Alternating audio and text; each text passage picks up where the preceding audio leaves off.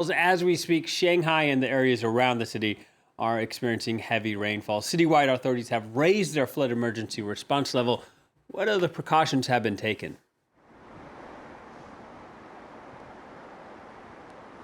Well, in light of the very serious floods that took place in Henan province earlier in the week, many different precautions have been taken as this Typhoon In-fa is making landfall on the coast of Zhejiang province. So there's a raft of regulations and a raft of orders that have come down in various areas in various provinces. In Zhejiang, for instance, already yesterday they were telling people that schools, businesses, markets would be shut, and if necessary, some roads would be shut as well. In Shanghai, similar orders saying that public parks would be closed, encouraging people to stay indoors, museums closed as well.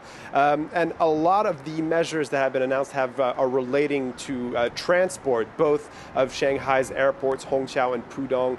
All their flights have been canceled for the day. 90% of the flights out of Hangzhou Airport, a city of about 10 million southwest of Shanghai, also grounded. And the same goes for trains and train lines. Over 150 train rides canceled in Zhejiang province. So really, the authorities, in light of what happened in Henan province earlier in the week, are preparing for the worst and hoping for the best. Yeah, and Charles, you've alluded to it. China's still recovering from those floods in Henan. That left at least 58 people dead.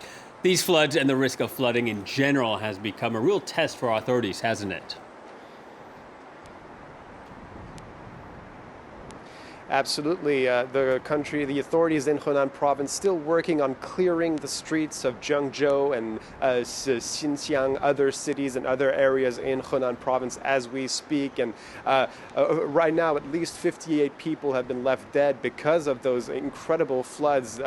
Some people saying that this kind of rainpour hasn't been seen in a millennia in China. So really incredible scenes there. And these floods have been the talking point in China all week, with a number of people on Chinese social media wondering about the preparedness of local authorities, about the reason why, for instance, the subway system in Zhengzhou kept running as torrential downpour was already falling on the city. And we saw these dramatic pictures of people neck deep in waters on the subway cars. So all these questions, this is part of the conversation right now. And the Chinese authorities are dealing with, there's always been floods in the summer season in China. It's been a recurring thing over the years, but they seem to be getting more and more severe. And this is a combination of two factors. There's global climate change and the fact that the planet is heating up, but there's also the fact that China is experiencing rapid urbanization,